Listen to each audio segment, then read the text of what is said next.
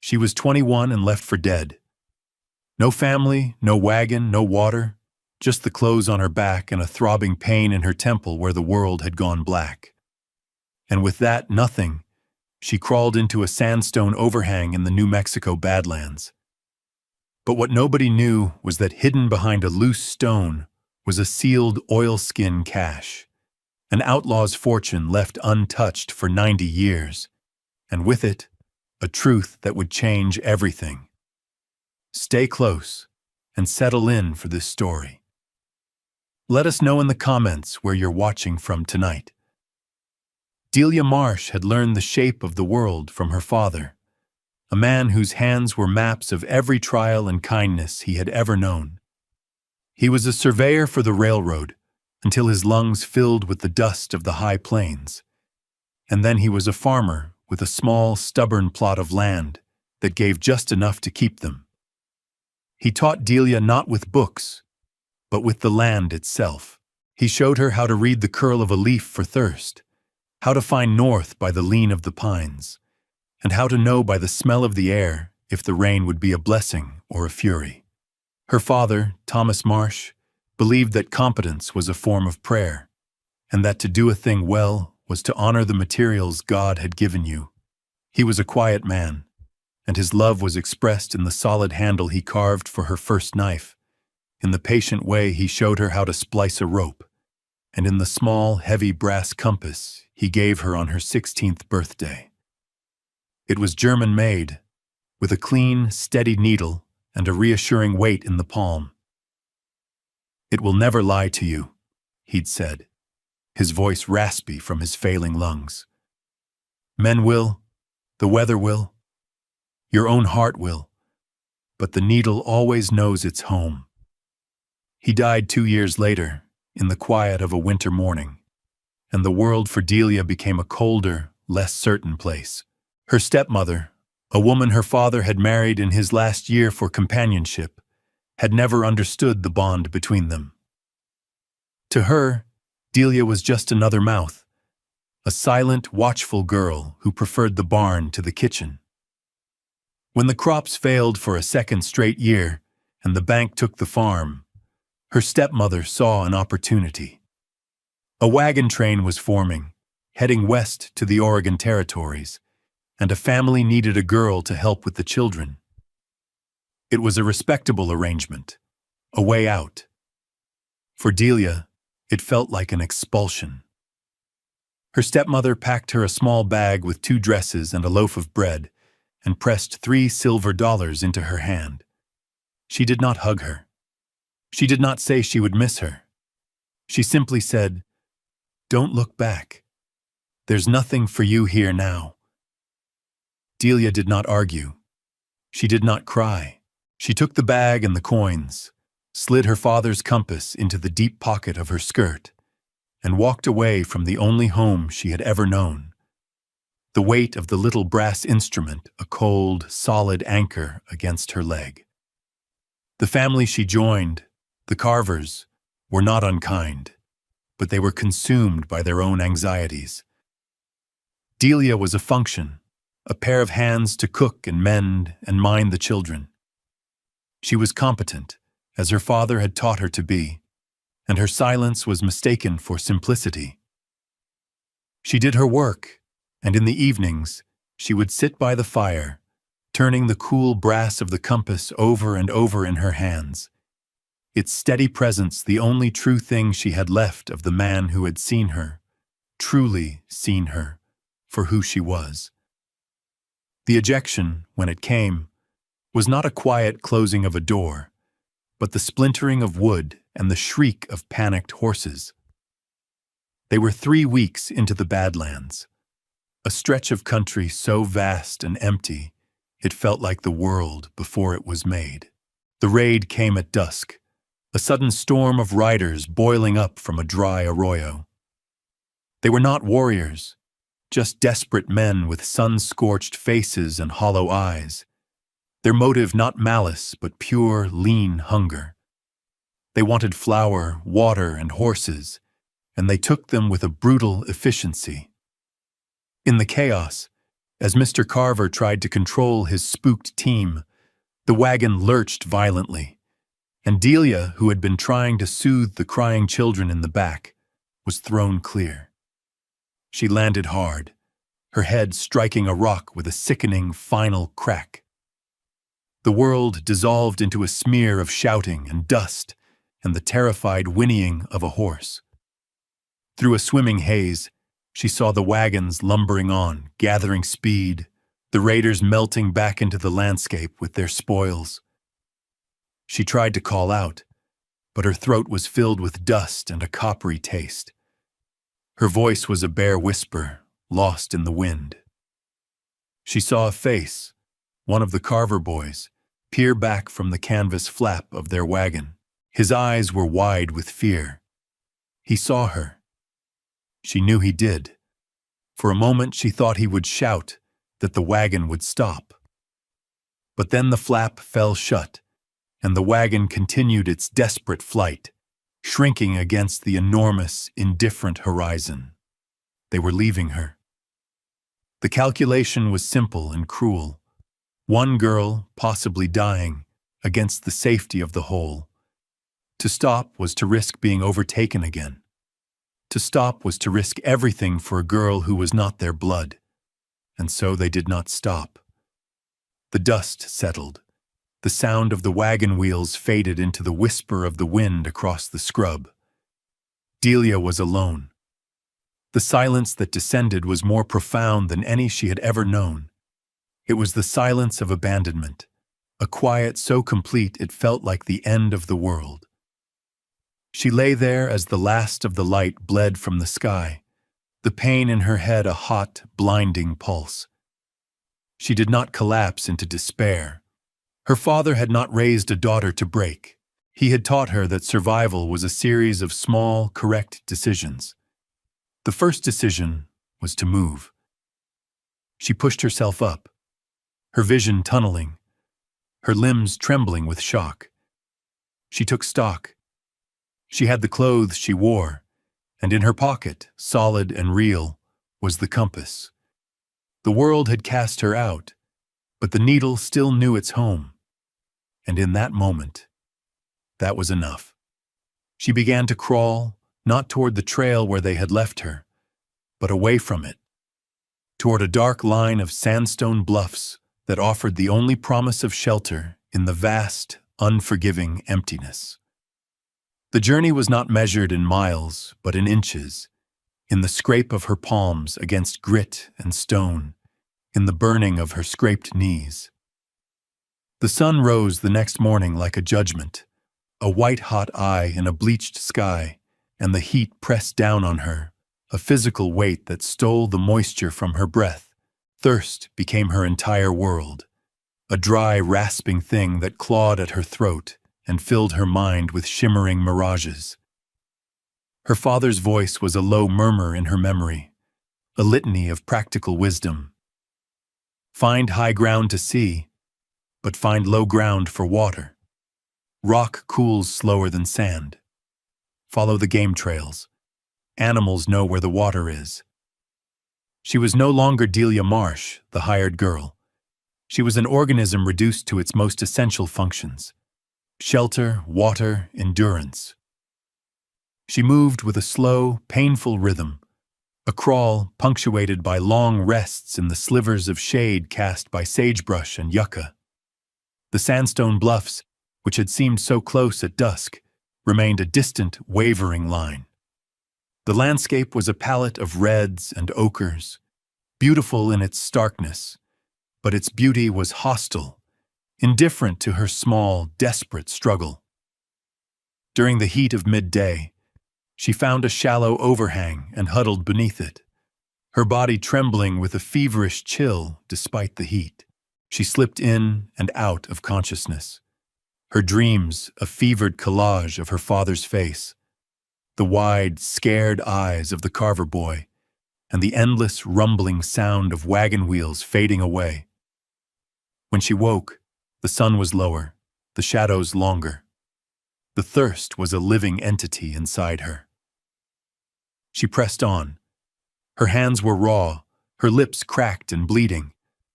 The world had shrunk to the few feet of ground in front of her.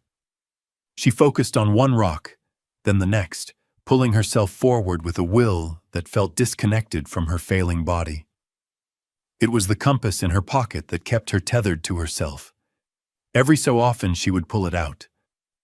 The glass was cracked from her fall, but the needle was unbroken. It swung, settled, and pointed north.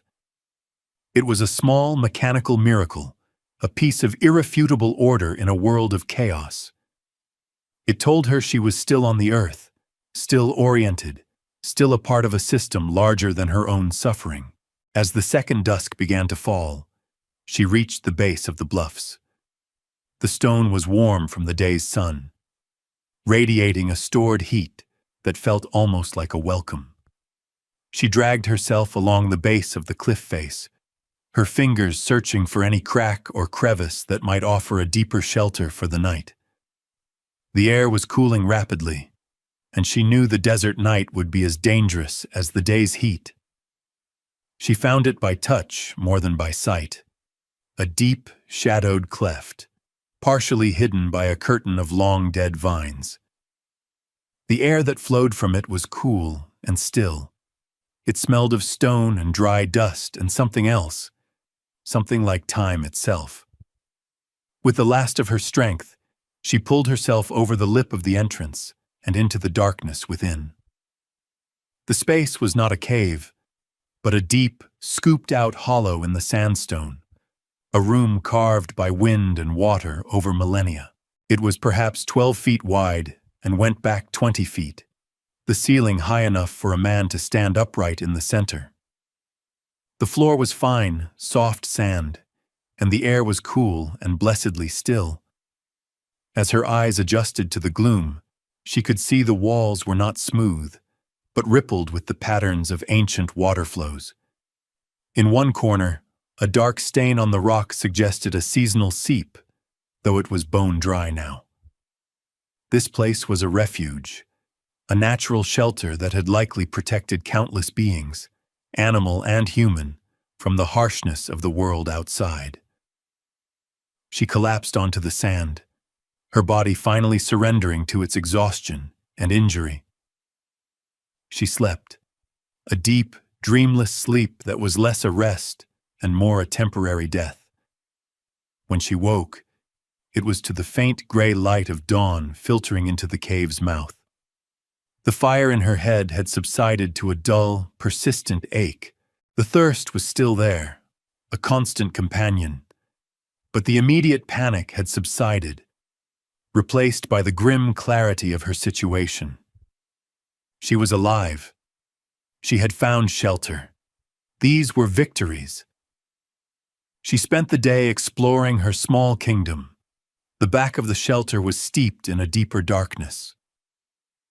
As she felt her way along the wall, her fingers traced the faint, grooved lines of petroglyphs, stick figures of men with bows, spirals, and the unmistakable shape of a bighorn sheep. People had been here before. They had lived, or at least rested, in this very spot. The knowledge was a comfort. It made the crushing loneliness feel a fraction lighter. Her immediate problem was water. She remembered her father telling her to dig in the lowest point of a dry wash or at the base of a non-porous rock face. She chose the corner with the dark stain and began to dig with her bare hands, the cool, sandy soil a balm on her raw fingers. She dug for what felt like an hour, the hole growing deeper. The sand became cooler, then damp, and then a small, miraculous puddle of muddy water seeped into the bottom of the hole. It was thick and tasted of earth, but it was water. She drank slowly, carefully, letting the moisture soothe her cracked throat. It was life. She spent the next 2 days in the shelter, recovering her strength. She rationed the water from her small well, letting it refill and then drinking. The hunger was a hollow ache in her belly, but the water was more important. She felt her mind clearing. the fog of the fever and the head injury receding.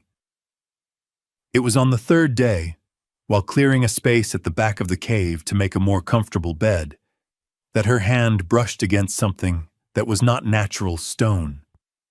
It was a rock, set into the base of the wall, but its edges were too regular, too square. It was fitted with a precision that nature did not possess. Curiosity, a feeling she thought had been burned out of her by a need for survival, flickered to life. She ran her fingers around the edges of the stone. It was about a foot square and seemed to be set in place with a dried, crumbling mortar of mud and clay. She tried to pry at it with her fingernails, but it was firmly seated. She found a sharp-edged piece of fallen sandstone and began to chip away at the mortar. The work was slow and painstaking. The dry clay crumbled into dust under her persistent scraping. Her hands, already raw, began to bleed again, but she didn't stop. A strange certainty had taken hold of her, a feeling that this stone was important. After an hour of work, she had cleared enough of the mortar to get her fingers into a crack. She pulled. The stone resisted, then shifted with a low, grating sound. She pulled harder, putting all her weight into it, and the stone came free, tumbling onto the sandy floor with a soft thud. Behind it was a dark, square cavity, and inside that cavity, wrapped in a thick, dark layer of oilskin, was a rectangular package. Her heart hammered against her ribs. She reached in and lifted it out. It was heavy, far heavier than its size suggested, and it was tied securely with what looked like waxed leather cord. Her fingers trembled as she worked at the knot. The leather was old and stiff, but it finally came loose. She unfolded the oilskin. The material was cracked with age but had remained waterproof, its heavy, oily smell filling the small space. Inside, nestled in a bed of what looked like dried leaves and raw cotton, were stacks of gold coins. Double eagles, mostly, their surfaces gleaming with a soft, buttery light in the dim cave. There were dozens of them, maybe hundreds. Beneath the coins was a small, worn leather pouch, and beneath that, a folded bundle of papers, also wrapped in its own smaller piece of oilskin. She opened the pouch first. It contained a few personal items: a tarnished silver locket with no picture inside, a small, intricately carved wooden bird, and a single, spent rifle cartridge. Then she turned to the papers. She carefully unwrapped them. It was a letter, several pages long, the handwriting a neat, careful script. The ink faded from black to a rusty brown. At the top of the first page were 2 words: "To whoever finds this." She began to read. "My name is Silas Kane, though that is not the name I was born with.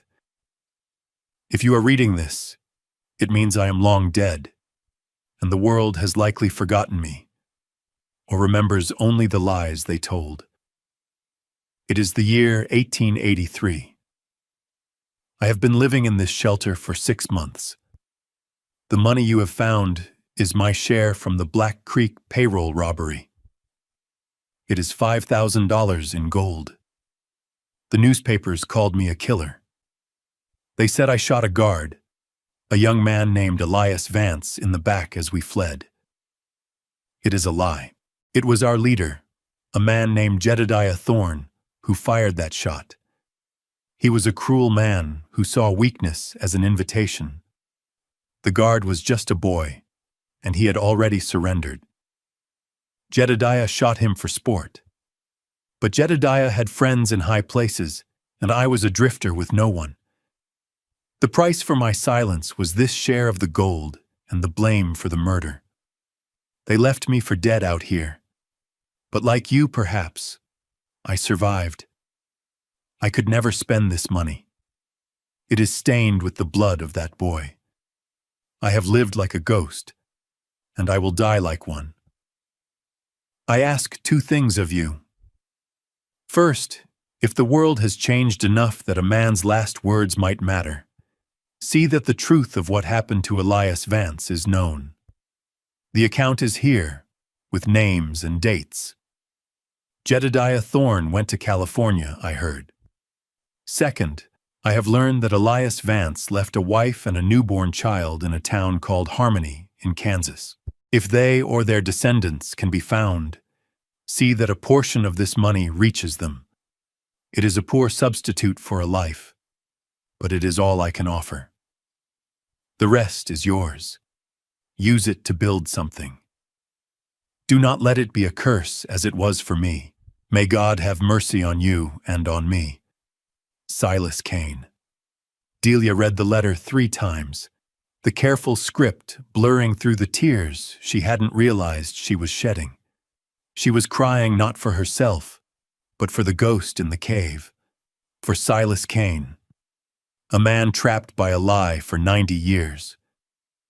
She was crying for the young guard, Elias Vance, and for the family he never got to see grow.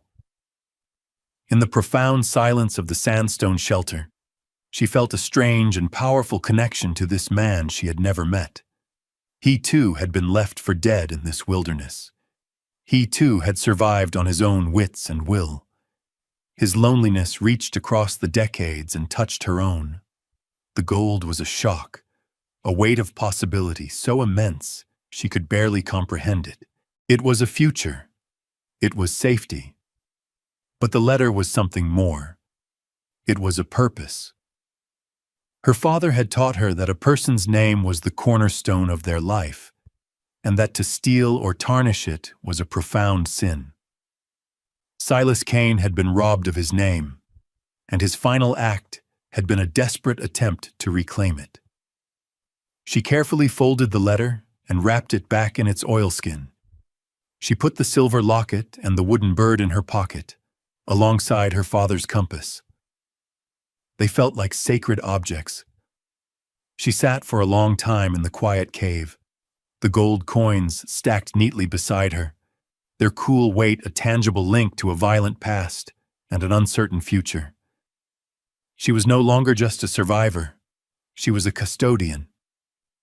Her own small story was now intertwined with a much larger one. The first step was to get out of the Badlands. She needed to reach a town, but she couldn't walk into one looking like a half-dead beggar who had stumbled upon a fortune. She had to be careful. She divided the coins. She took 20 of the double eagles and secreted them in the hems of her dress, and in a small pouch she fashioned from a piece of her petticoat, which she tied around her waist beneath her skirt. The rest, along with the letter, she wrapped carefully back in the large oilskin packet.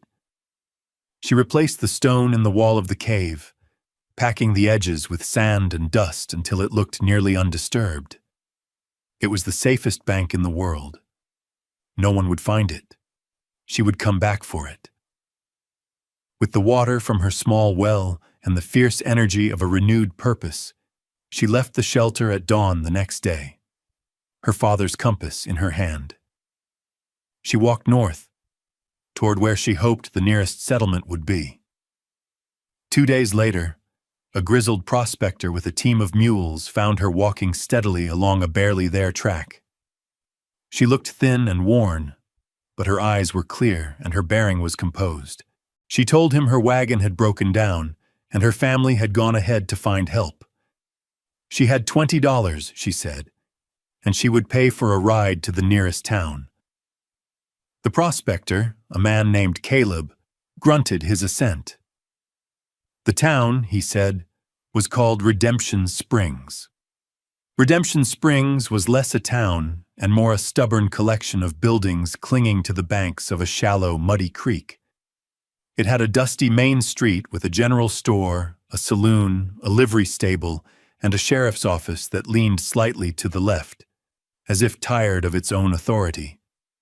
Delia paid the prospector and thanked him, then found the boarding house, a clean, respectable-looking building run by a woman with tired eyes and capable hands. Her name was Martha. Delia paid for a week in advance with one of her gold coins, enduring the woman's sharp, curious gaze without flinching. "My family's wagon met with trouble on the trail," Delia explained, giving the same story she'd told the prospector. "I'm to wait for them here." It was a thin story, but plausible enough. Martha showed her to a small, clean room with a bed, a washstand, and a window that looked out onto an alley. For the first time in what felt like a lifetime, Delia slept in a bed, under a roof. The next morning, she bought a new dress from the general store, a simple, sturdy calico, as well as soap, a brush, and other small necessities. She began to look less like a survivor and more like a respectable young woman waiting for her family. She spent her days quietly, helping Martha with chores around the boarding house, her competence and quiet nature slowly earning the woman's approval. She learned the rhythms of the town, the names of its key figures. The sheriff was a man named Brody, a former Texas Ranger who had seen too much and now preferred peace to justice, though he was said to be a fair man. There was a town clerk, Mr. Abernathy, a fussy, educated man from the East who served as the town's unofficial historian and record keeper. After a week of careful observation, Delia knew she had to act. The letter from Silas Kane felt like a physical weight in her mind. She walked to the sheriff's office. Sheriff Brody was sitting behind a large, scarred desk, cleaning a rifle. He was a man in his 50s, with a weathered face and hands that looked like they were carved from old wood. He looked up as she entered, his eyes missing nothing. "Ma'am," he said, his voice a low gravel. "I need your counsel, Sheriff," Delia said, her voice steady. "It's about a matter of history." He raised an eyebrow. "I'm not a historian." "This concerns a crime," she said, "a very old one." She proceeded to tell him a carefully edited version of her story. She said that in the wreckage of her family's wagon, she had found an old, sealed document box that must have belonged to a previous owner. Inside, she said, she had found a letter, a confession of sorts.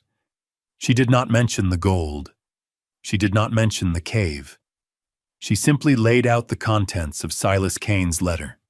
The story of the Black Creek payroll robbery, the murder of Elias Vance, and the accusation against Jedediah Thorne. She then handed him a transcription of the letter she had painstakingly copied onto new paper. She would not part with the original. Sheriff Brody read it slowly, his expression unreadable. When he was finished, he laid the pages on his desk. "The Kane gang," he said, almost to himself. "That was before my time. Before most people's time. Just a story folks tell." "Is it true?" Delia asked. "There was a robbery. A guard was killed. The papers at the time said Silas Kane did it. They chased him into the Badlands and said he died of thirst." He looked at her, his gaze sharp. "Why bring this to me? It's 90 years gone. All the men involved are dust. A man's name is all he truly has," Delia said, echoing her father's words. "And the letter mentions a family that was wronged." Brody was silent for a long time, tapping a finger on the worn wood of his desk. He was a man who did not like complications. This was a very large complication. "Leave this with me," he said finally. "I'll look in the county records, see what Abernathy has, but I'm making no promises. Old ghosts are best left to lie." Delia had planted a seed. Now she had to wait and see if it would grow in the hard soil of Sheriff Brody's skepticism. While he deliberated, she turned her attention to her own future. She could not stay at the boarding house forever, and her story of waiting for family would soon wear thin. She needed a place of her own, a piece of ground to anchor herself to. Using her carefully saved coins, she began to make inquiries. Mr. Abernathy, the town clerk, was the keeper of all property records. She approached him not as a woman with a mysterious fortune, but as a prudent girl with a small inheritance who was looking for a fresh start. He was more receptive than the sheriff, intrigued by this quiet, serious young woman. He showed her the town plat. Most of the land was owned and accounted for, but there was one small, forgotten parcel on the edge of town. "The old Miller place," Abernathy said, pointing a spindly finger at the map. 5 acres, right on the creek. The cabin's stone, but the roof fell in years ago. No one's wanted it for a decade. It was perfect. It was unwanted, overlooked. It was a place she could rebuild. She bought it for cash, a transaction that caused a small stir in the town, but her sober and industrious demeanor gave the gossip little to cling to. She was now Delia Marsh, landowner. The cabin was a ruin, but a solid one. The 4 stone walls, built by a settler with a good eye and a strong back, were square and true. The roof, as Abernathy had said, was a collapsed skeleton of rotten timbers, and the inside was filled with drifted leaves and dirt. But it had a fine stone hearth, and the land around it, though overgrown with rabbit brush and thistle, was fertile near the creek. This was the work her father had trained her for. She did not see a ruin. She saw the good bones of a home. She started by clearing the inside of the cabin, shoveling out years of debris. The work was backbreaking, but it felt good. Every bucket of dirt she carried out was a piece of the past she was clearing to make way for her own future. The town watched her. At first they were curious, then impressed. A local carpenter, a quiet man named Elias, stopped by one afternoon. He watched her struggle to clear a heavy, fallen roof beam. "You'll break your back that way," he said, his voice gentle. He showed her how to use a lever and a fulcrum to move the beam with a fraction of the effort. He ended up staying for the rest of the day. Delia offered him fair pay, and he accepted. He began to come every day, helping her clear the old timbers and assess what was salvageable. Martha, from the boarding house, would bring by a hot meal in the evenings. "A body can't live on hard work alone," she'd say, setting down a pot of stew. Sheriff Brody came by once, ostensibly on patrol, but she saw him taking in the neat stacks of salvaged stone, the cleared floor of the cabin, her methodical and tireless labor. He didn't say much, just nodded and touched the brim of his hat. "Making a place for yourself, Miss Marsh," he observed. "I am, Sheriff," she replied simply. He rode off without another word, but Delia felt a subtle shift. She was no longer a transient. She was becoming part of the landscape, a fixture. One evening, Brody found her as she was washing her hands in the creek at the end of the day.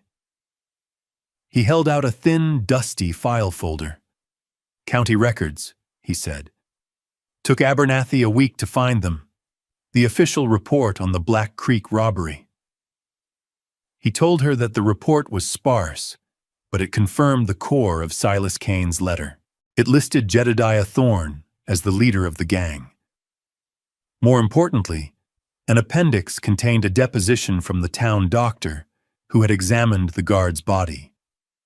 The doctor had noted that the entry wound suggested the bullet came from a specific type of rifle, a Sharps Borchert. The record also showed that of all the gang members, only Jedediah Thorne was known to carry that particular model of rifle.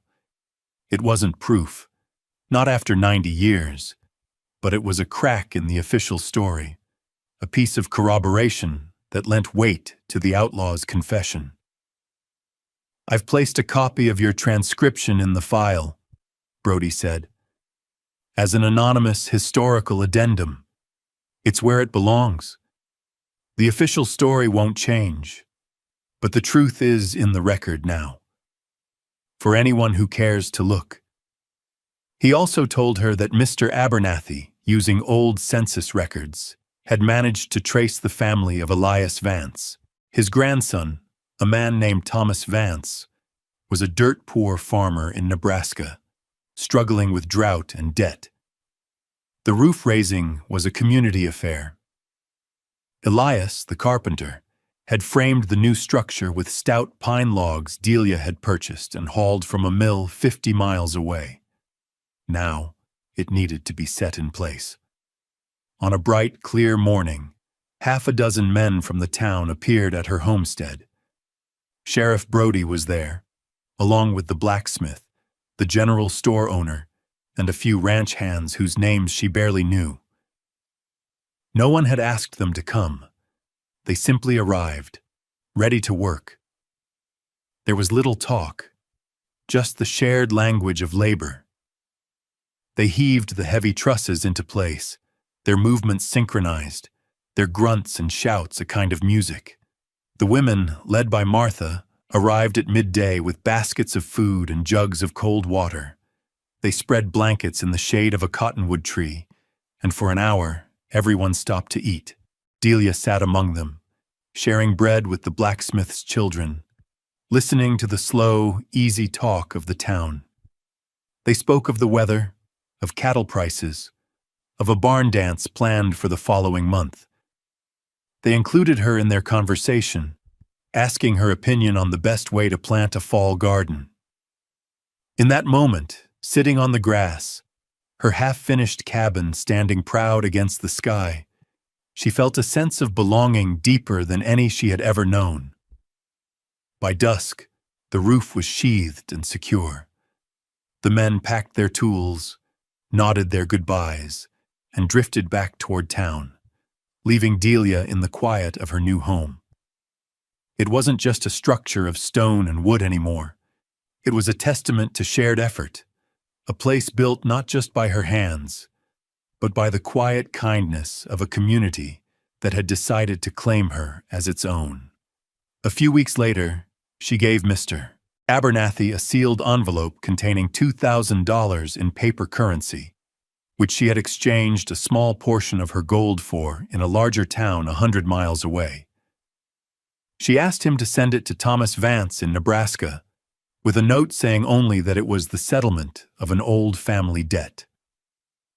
Abernathy, a man who valued discretion, asked no questions. He simply sent the bank draft, his respect for Delia growing even deeper. She spent the autumn finishing the cabin, chinking the walls with mud and straw, building a sturdy door, and fitting a glass pane into the single window. She bought a small stove, a bed, a table, and 2 chairs. It was a simple dwelling, but it was hers, built from a ruin through the strength of her own labor and the unexpected grace of others. People in Redemption Springs no longer saw her as a mysterious stranger. They knew her name.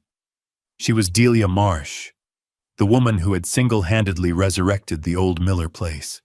They respected her. They stopped to talk to her in the street. Martha taught her how to preserve vegetables, and Elias showed her how to build a cold cellar. She was no longer alone. She had found her place, not by birth or by marriage, but by the steady application of work and decency. The unwanted, abandoned cabin had become her sanctuary, a home filled with the warmth of her own fire and the quiet dignity of a life she had built herself. Winter came to the high desert, blanketing the land in a clean, quiet layer of snow. The creek froze along its edges, and the smoke from Delia's chimney rose in a thin, straight line into the crisp, cold air. She sat at her small wooden table, a mug of hot tea warming her hands, and looked around her small, sturdy home. The stone walls were solid and comforting. The fire in the stove crackled, a warm heart in the center of the cabin. Through the window, she could see the white expanse of her land, peaceful and at rest. On the rough-hewn mantelpiece above the hearth, 2 small objects sat side by side. One was her father's brass compass, its surface worn smooth from his hands and hers. The other was the small, intricately carved wooden bird she had found in Silas Kane's pouch. Two men from two different worlds, two different times.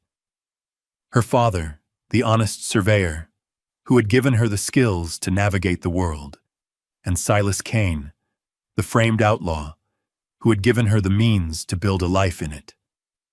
Both men had faced the wilderness, in their own ways. Both had left something of themselves behind, a legacy of competence and a plea for truth. She thought of the Carver boy's frightened face, the last thing she had seen of her old life. She no longer felt anger toward him or toward them. They had been driven by fear. They had left her with nothing, and in doing so had given her everything. The emptiness of the Badlands had led her to a fullness she could never have imagined. She had a home. She had a community. She had a name that was her own, respected and solid. Mr. Abernathy had received a letter from Nebraska. It was from Thomas Vance, a letter full of stunned, grateful disbelief. The money had saved his farm. It had saved his family. He didn't understand where it had come from, but he called it a miracle. Delia knew it wasn't a miracle. It was justice 90 years late, delivered by a dead man's conscience and a young woman's resolve. The truth of Silas Kane's story now rested quietly in the county file, a silent correction to the official record. His name was not cleared in the eyes of the world, but the lie no longer stood unchallenged. It was enough. Delia Marsh was 21 and had been left for dead in the Badlands. She had started with nothing but a compass and a memory of her father's hands. And then she found an outlaw's hope, sealed in oilskin and hidden from the world. It was the greatest fortune she could have ever imagined, a foundation of stone and truth upon which she had built her life. The compass needle still pointed north, unerring and true, but she no longer needed it to know where home was. She was already there. She finished her tea, the warmth spreading through her. Outside, the snow fell, covering the tracks of the past, making the world clean and new, ready for whatever came next. And for the first time since her father's death, Delia Marsh felt completely and profoundly at peace, settled in a life that was truly, finally, her own. What would you do if the only thing you had left to your name was a debt you didn't incur and a choice you couldn't afford? What if, to settle that debt, you accepted a piece of paper everyone in the world called worthless, a brittle, hand-drawn map to a place that likely didn't exist? For Grace Whitcomb, a young woman in the hard-scrabble Arizona territory of the 1880s, this wasn't a question. It was the only path left. She traded the last of her father's reputation for a fool's errand, a map sealed 50 years earlier by the outlaw Gideon Vale.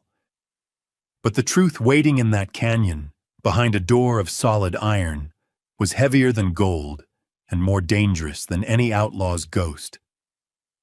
Settle in and let us know in the comments where you're watching from, as we tell a story of how a dismissed woman and a forgotten map rewrote the history of a town built on secrets. Grace Whitcomb stood in the dusty air of the lawyer's office in Redemption, the silence as heavy as the unwept tears in her throat. The room smelled of dry paper, stale tobacco, and the finality of things.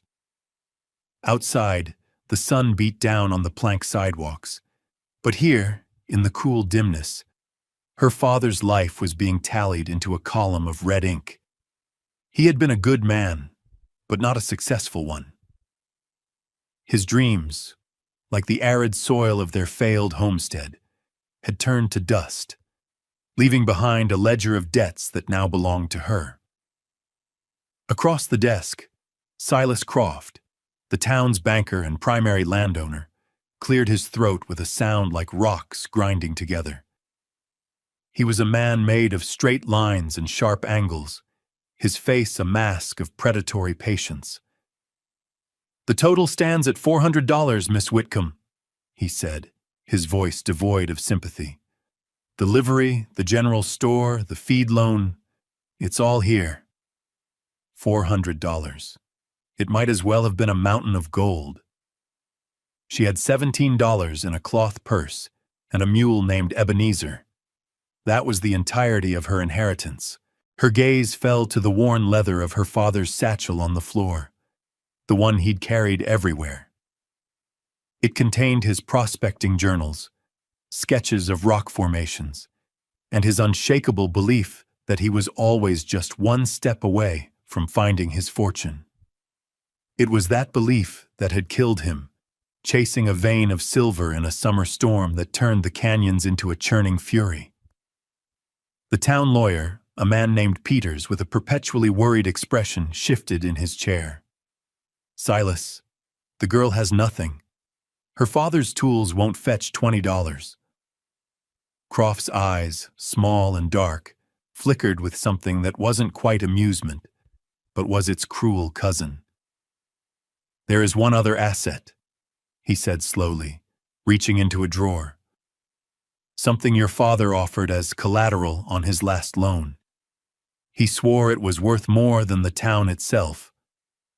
He slid a folded, yellowed piece of parchment across the polished wood.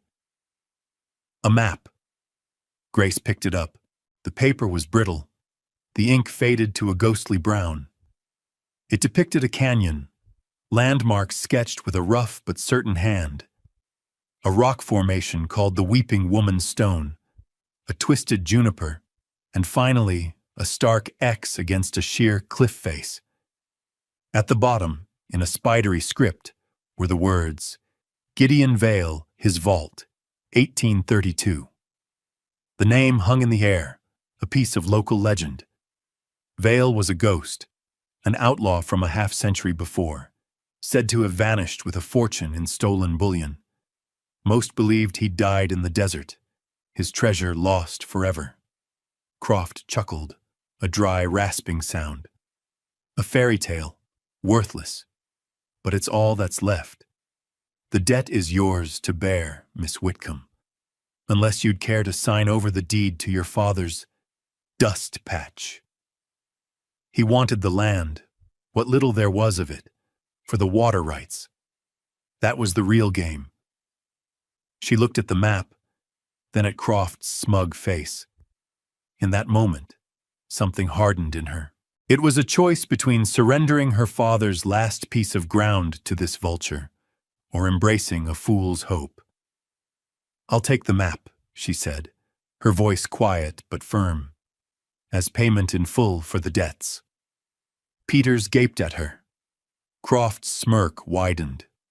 "Done," he said, slamming a heavy ledger shut. "The debts of John Whitcomb are cleared, in exchange for a piece of fantasy." Grace folded the map, her knuckles white. She did not look at either man as she picked up her father's satchel and walked out, the sound of Croft's low, satisfied laughter following her into the blinding Arizona sun. She led Ebenezer from the livery stable, the old mule's ears drooping in the afternoon heat. He was a creature of immense patience and quiet dignity, much like the man who had owned him. Grace paused to run a hand along his coarse, gray neck, her forehead resting against his for a moment. He was all she had left of her father's world. The whispers followed her as she walked down the town's main street. She felt the eyes of merchants in their doorways, of women behind their lace curtains. The story had already flown from the lawyer's office, carried on wings of gossip and disbelief. Took a map? For $400. That girl's as foolish as her father ever was. She ignored them, her gaze fixed on the horizon, where the jagged blue peaks of the Dragoon Mountains clawed at the sky. She needed a quiet place to think, a place where the judgment of redemption couldn't reach her. She found it at the edge of town, in the small, sun-baked cemetery where a simple wooden cross marked her father's grave. She knelt in the dirt, the heat seeping through the fabric of her skirt, and carefully unfolded the map. It was more than just a drawing. The man who made it, Gideon Vale, had known this land intimately. The contour lines were precise, the distances between landmarks noted in small, cramped script. There was a sense of purpose to it, not fantasy. A name caught her eye, written next to a symbol she didn't recognize. The Lock of the Raven. What did it mean? As she traced the faded lines with her finger, a shadow fell over her. She looked up to see Samuel Price. He was a freight hauler, a man who lived in the space between towns.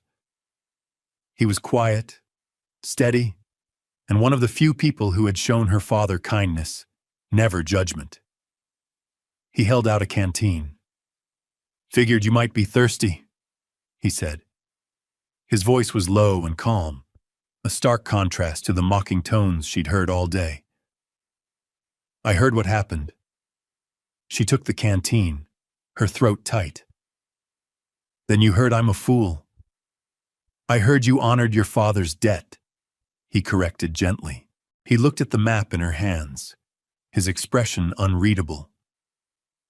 "My own father was a deputy back in the early days. He spent years hunting the remnants of the old outlaw gangs. He used to say they weren't just thieves. Some of them were craftsmen, masons, locksmiths." He nodded toward the parchment. Gideon Vale was one of them. The story says he never trusted a bank. Built his own. He looked back at her, his eyes serious. "Most folks think it's a legend, Grace, but my father never did. He didn't offer to help, didn't offer advice. He just offered a moment of quiet respect, a belief that what she held might be more than paper and ink. He was giving her back a piece of the dignity the town had tried to strip away. And in the silent heat of that graveyard, a spark of resolve hardened into something unbreakable.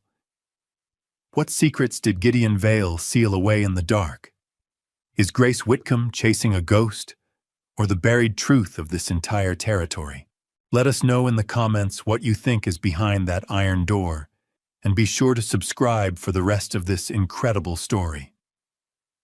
She didn't know it yet, but the key to opening that vault wasn't a tool or a stick of dynamite. It was the history Samuel's own father had spent his life chasing. The next morning, Grace bought what supplies she could afford. Flour, salt pork, coffee, and a small box of cartridges for the old rifle her father had left her. The general store was a gauntlet of sideways glances and hushed comments. When she placed her meager items on the counter, Silas Croft was there, leaning against a barrel of nails as if he'd been waiting for her. "Stocking up for your treasure hunt, Miss Whitcomb?" he asked, his voice loud enough for everyone in the store to hear. A few men chuckled. "I hope for your sake Vale's ghost left you a receipt." Grace met his gaze, her expression a careful blank. She paid the storekeeper, her movements deliberate. "I'm not looking for a receipt, Mr. Croft," she said, her voice even. "I'm looking for what's owed." Croft laughed outright. "Owed? Child, the world owes you nothing. Your father chased phantoms his whole life, and it seems the apple doesn't fall far from the tree. You'll be back in a week, broke and humbled, begging for work. Maybe my wife needs a new laundress." The humiliation was a physical thing, a hot flush that rose from her chest to her cheeks. But she would not give him the satisfaction of a response. She simply picked up her canvas sack and turned to leave. As she pushed through the batwing doors, a hand, thin and wrinkled as a dried leaf, touched her arm. She turned to find an old woman named Maria, a fixture on the edge of town, who people said had been there since the territory was still Mexico. Her eyes were dark and deep, holding a wisdom that felt older than the mountains themselves, Maria looked not at Grace, but at the sack of supplies, as if she could see the map through the canvas. "Some doors are graves," the old woman murmured, her voice a dry whisper.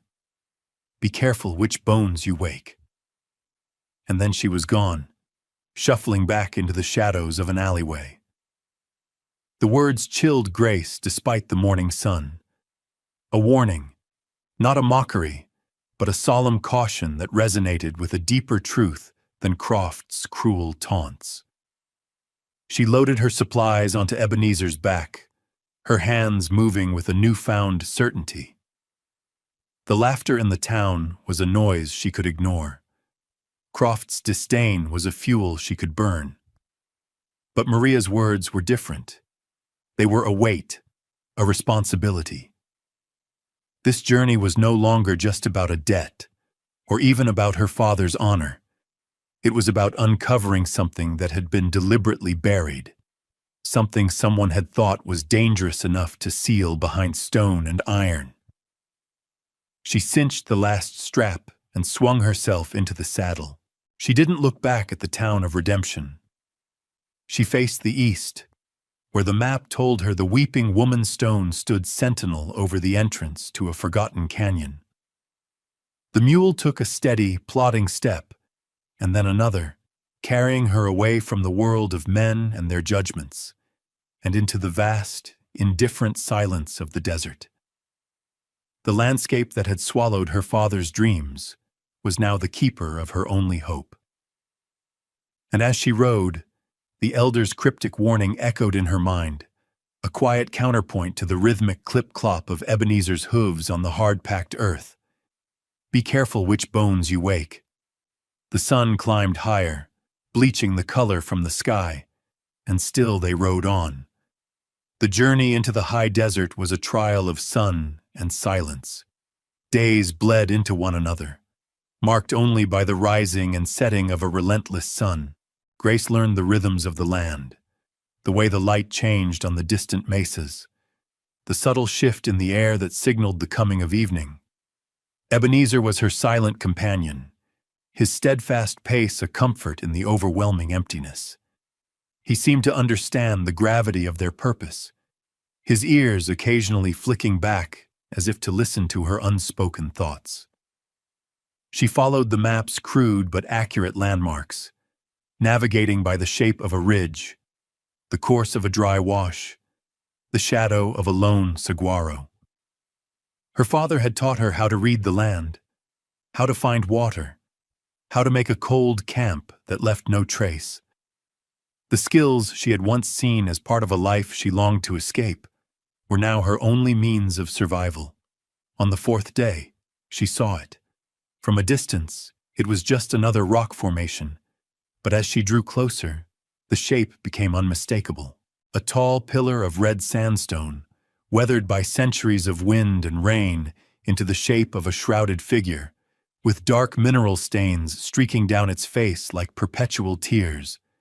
The weeping woman stone, a jolt of adrenaline, sharp and clean, cut through her fatigue. The map was real. Her father hadn't been chasing a complete fantasy. She urged Ebenezer forward, her heart pounding a steady rhythm against her ribs. The entrance to the canyon was narrow, a tight split in the rock that was nearly invisible until you were upon it. As they passed through, the temperature dropped.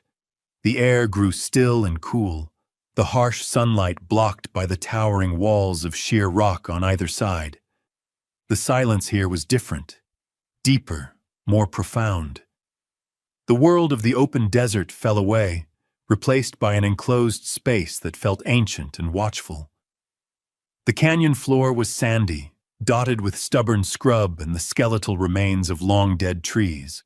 She followed its winding path for another mile, her eyes scanning the cliff face to her left, just as the map instructed.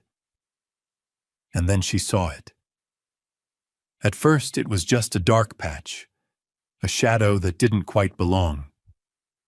An unnatural rectangle of deeper black against the variegated red of the stone. She dismounted, her boots sinking into the soft sand, and approached slowly, a sense of reverence and dread mixing in her chest. It was a door. Solid iron, pitted with rust but unbreached, set flush into the cliff face. It was at least 7 feet tall and 4 feet wide, with no visible hinges or handle. In its center was a lock, a massive, complex thing of layered plates and tumblers, bigger than her 2 fists put together.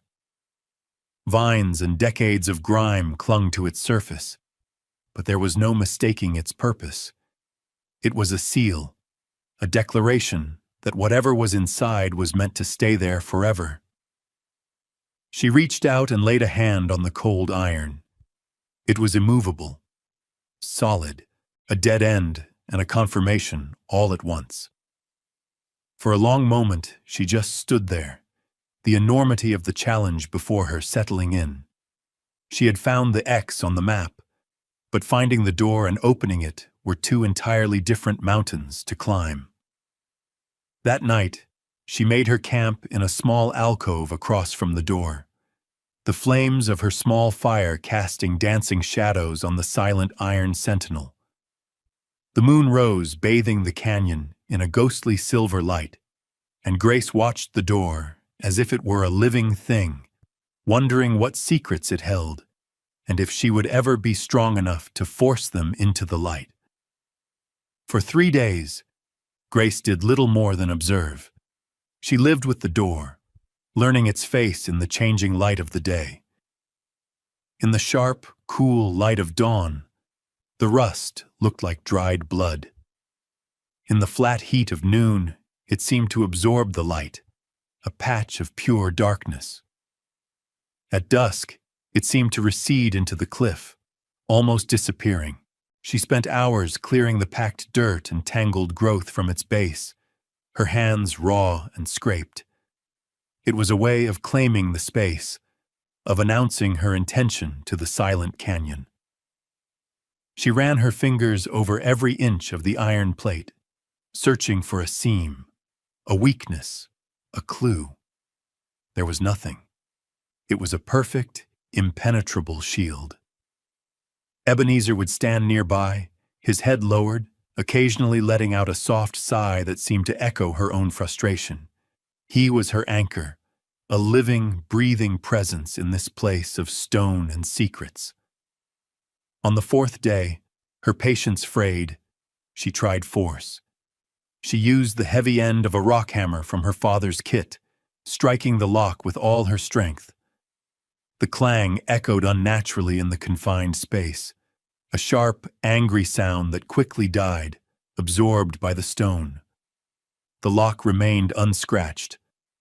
The door did not shudder. It was like hitting the mountain itself.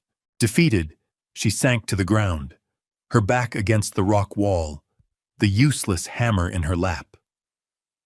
It was impossible. Croft had been right. She had traded everything for a dead end. Her gaze drifted over the lock again, not with the intent of force, but with the tired resignation of failure. And that's when she saw it. Tucked away in the corner of the main plate, nearly obscured by a thick patch of hardened moss and grime, was a small, deliberate marking. It wasn't damage from the elements. It was etched into the metal. She took out her knife and carefully, painstakingly, scraped away the accretion. As the last of the grime fell away, the mark was revealed. It was a symbol no bigger than her thumb. A stylized carving of a raven, its head turned back, one of its wings bent at an unnatural angle. A broken wing, the lock of the raven. The phrase from the map clicked into place. This was a maker's mark, a signature. It was a tiny detail, a whisper from the past, but it was the first real clue she had found. It was proof that this lock was not some random piece of hardware, but a specific creation, with a specific origin. It meant something. It was a thread. Her exhaustion fell away, replaced by a surge of renewed purpose. She knew, with a certainty that settled deep in her bones, that she could not open this door alone. And she knew there was only one person who might understand the meaning of a broken raven etched in iron. She carefully took a piece of paper from her father's journal and a nub of charcoal from the fire pit. With a steady hand, she made a rubbing of the symbol, capturing its shape and detail. Then, she packed her camp. She gave Ebenezer the last of her water and promised him a full trough soon. As they left the canyon, she glanced back one last time at the iron door. It no longer looked like an ending. It looked like a question. And now, finally, she had a piece of the answer to carry back with her into the world of men. The ride back to redemption was faster, fueled by a singular purpose. She bypassed the main street, guiding Ebenezer down the dusty alleyways to the sprawling, cluttered lot behind the freight office. Samuel Price was there, mending a harness with the slow, methodical movements of a man comfortable with his work. He looked up as she approached, his expression showing no surprise, only a quiet inquiry. He took in her sunburnt face, her dusty clothes, the new intensity in her eyes. "You found something," he stated. It wasn't a question. She didn't waste words. She slid from Ebenezer's back and held out the small folded piece of paper. "On the lock," she said simply. He took the paper and unfolded it, his brow furrowing as he studied the charcoal rubbing of the broken-winged raven. He held it to the light, turning it over in his calloused fingers. For a long moment, he said nothing, his face a study in concentration. He traced the outline of the symbol with his thumb, a flicker of something distant and half-remembered in his eyes.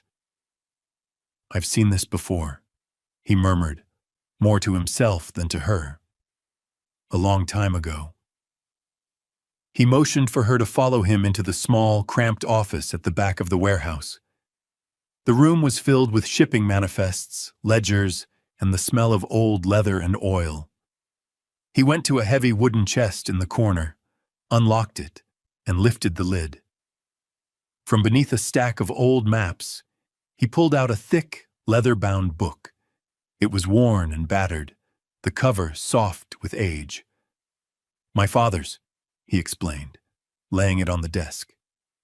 He kept a record of every outlaw, every gang, every symbol he ever encountered. He carefully turned the brittle pages, which were filled with his father's neat, precise handwriting and stark, detailed sketches. There were brands, tattoos, and maker's marks. He flipped past symbols for the Clanton gang, the Cochise Cowboys, until finally he stopped. There, on a page dedicated to a gang known as the Broken Wing Ravens, was a perfect drawing of the symbol from her rubbing. Grace leaned closer, her breath catching in her throat. According to the notes, the Ravens weren't just bandits. They were engineers and safecrackers from back east who came out west for the gold rush. Their leader, a man named Corvus, had been a master locksmith. They specialized not in robbing banks, but in building impenetrable vaults for other wealthier outlaws. Gideon Vale's name was mentioned in a later entry.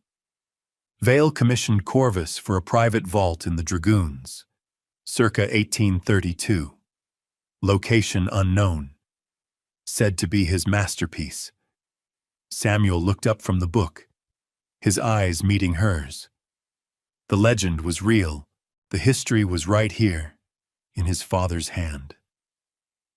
"This isn't just a door, Grace," he said, his voice low with the weight of the discovery. "It's a Corvus vault. My father wrote that they were impossible to drill, impossible to blast. They were built with traps and false mechanisms." A grim understanding passed between them. This was no longer Grace's solitary quest. It was a piece of his own history, too. "We'll need more than a hammer," he said. The next 2 days were a blur of quiet, focused preparation. They gathered heavy-duty drills, pry bars made of tempered steel, a sledgehammer, and as a last resort, a carefully measured quantity of black powder. They told no one where they were going. Under the cover of a moonless night, they loaded the supplies onto a pack mule and rode out of Redemption, two determined figures against the vast, sleeping landscape. The labor that followed was the hardest either of them had ever known. They worked in shifts, the canyon echoing with the rhythmic, brutal clang of steel on steel. The drills barely scratched the surface of the lock. The pry bars bent against the door's unyielding frame. They were chipping away at a mountain with a teaspoon, their muscles screaming in protest, their hope starting to fray with every failed attempt. The door held its secrets, guarding them with an indifferent and absolute strength. Days of fruitless, punishing labor had worn them down. Their hands were blistered, their muscles ached with a deep, unyielding fatigue, and their spirits were as battered as their tools. They sat by the fire one evening, the silent iron door looming in the darkness across the way, a monument to their failure. "My father tracked these men for a decade," Samuel said, staring into the flames. "He wrote that they were clever. They thought differently. They didn't build things to be broken into by force. They built them to be opened by wit." He stood up and walked toward the door, holding a lantern high. Grace followed. He wasn't looking at the lock anymore. He was running his hand over the rock face surrounding the doorframe. "He wrote about Corvus," Samuel continued, his voice echoing slightly in the quiet canyon. "He said Corvus always left a key, not a metal key, but a key in the construction, a keystone, something that looked like it belonged, but didn't." They began a new kind of search, not of the door, but of its setting. They examined every crack, every discoloration, every inch of the stone wall in a 10-foot radius around the vault. It was Grace who found it. Her fingers, sensitive from days of work, brushed against a section of rock just above the door. While the surrounding stone was rough and weathered, this one spot, a piece of sandstone no bigger than a loaf of bread, felt different. It was subtly, almost imperceptibly, smoother to the touch. It was set so perfectly it was nearly invisible. "Samuel," she whispered. He brought the lantern closer. He saw it too. It was a perfectly fitted plug of stone. Using the thinnest of their pry bars, they began to work at the edges of the stone. It was a delicate, nerve-wracking process. For an hour, it didn't move. Then, with a low scraping sound, it shifted. They worked together, applying steady pressure until the stone plug came loose. Behind it, set deep into a carved recess, was a small, rust-pitted iron lever. It was the keystone. They looked at each other, a silent question passing between them. This was the moment. Samuel gripped the lever with both hands and pulled. For a heart-stopping second, nothing happened.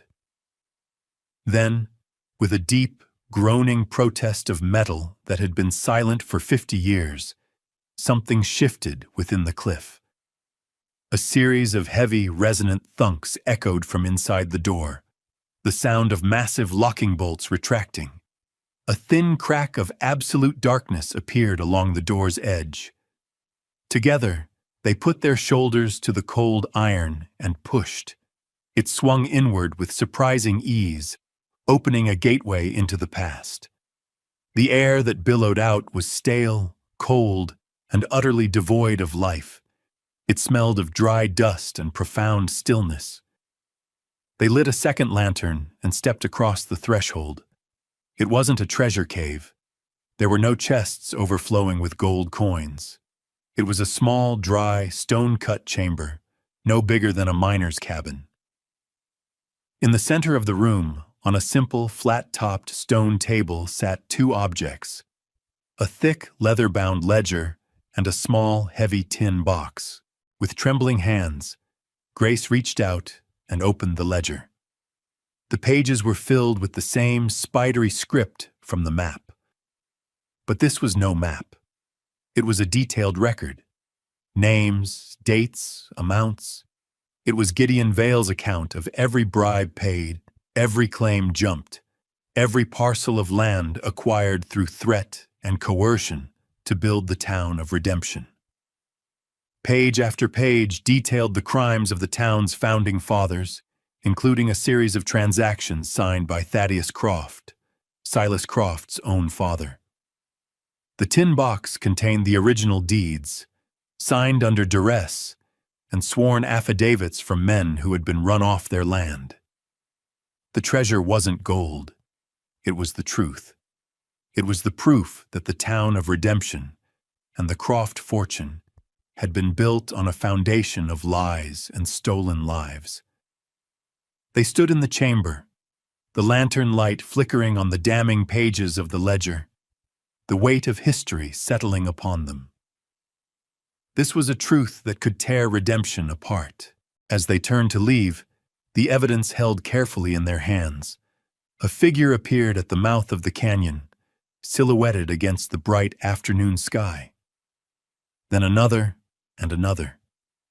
Silas Croft, flanked by two hard-faced men she didn't recognize, sat astride his horse, a rifle resting across his saddle.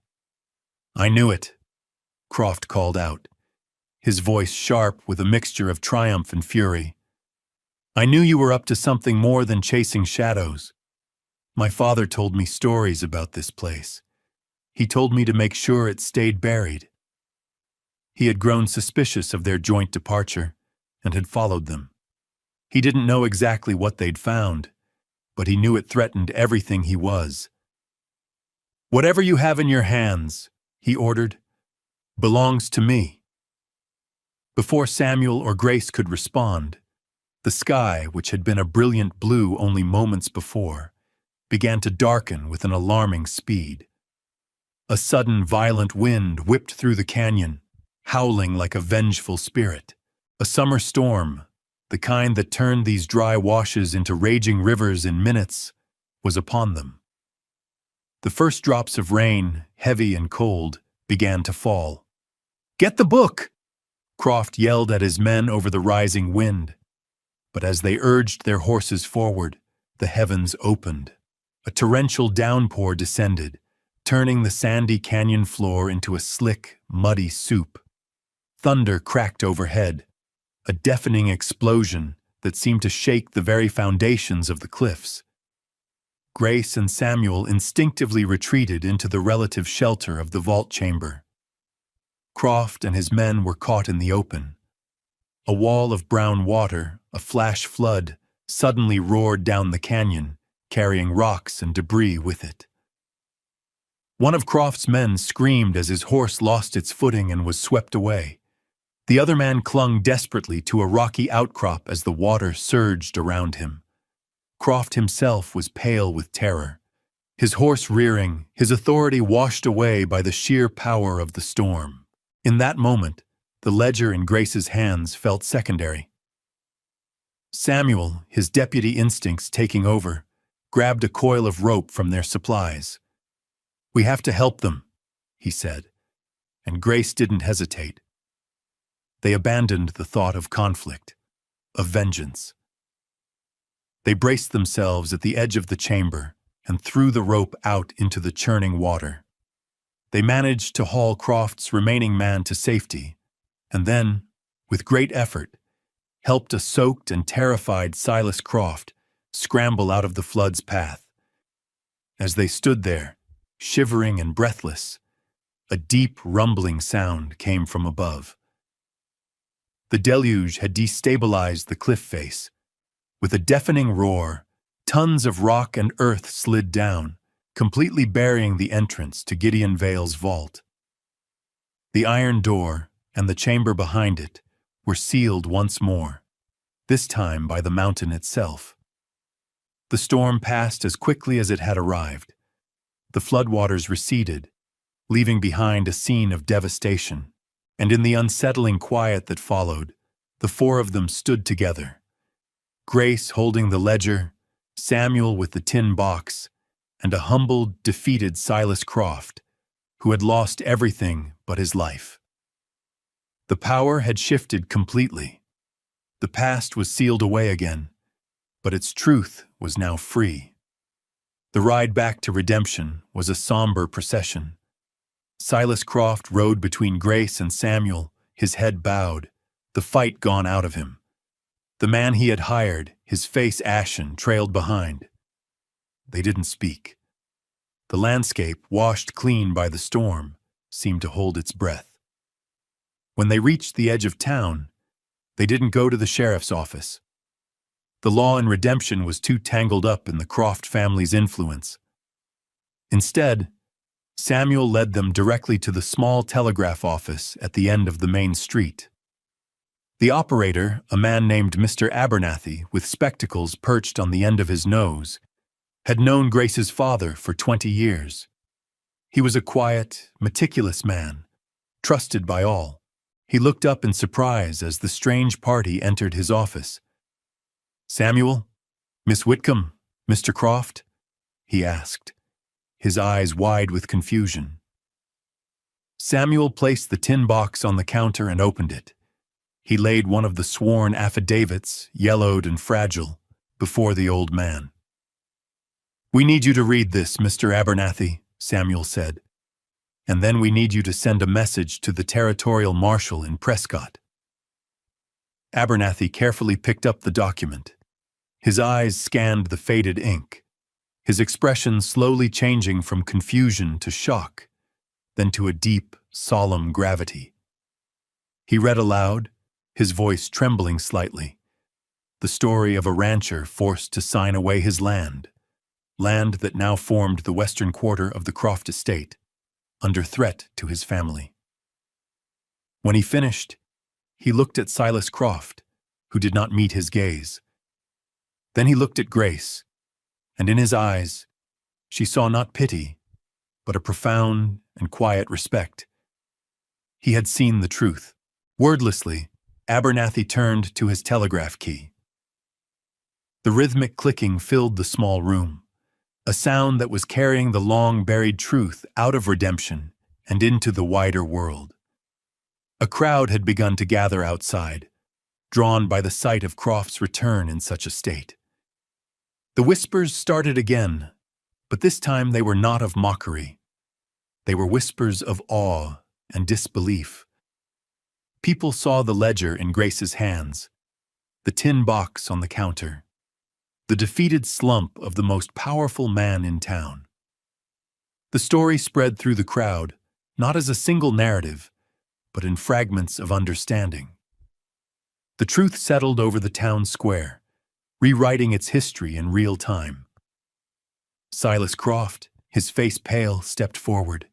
He did not deny it. "It's true," he said, his voice just loud enough to be heard by those closest. "My father, all of them.